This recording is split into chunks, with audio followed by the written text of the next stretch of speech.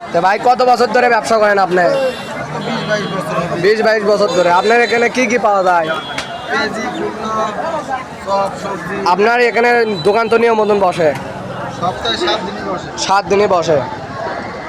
আর আমি শুনেছি আপনার পেঁয়াজি খুব স্বাদ। আপনি পেঁয়াজিতে কি কি দেন? মশলা, আদা রসুন। পেস্ট আরও বেশি করে, এই জন্য আপনার এই পেঁয়াজির নাম করা। এই জামগ্রাম বাজারে নিয়মিত এই দোকান বসানো হয়। যারা যারা খাইতে চান আমাদের জামগ্রাম বাজারে চলে আসবেন। মুমিন পেঁয়াজু ঘর, জামগ্রাম, কালু বগুড়া।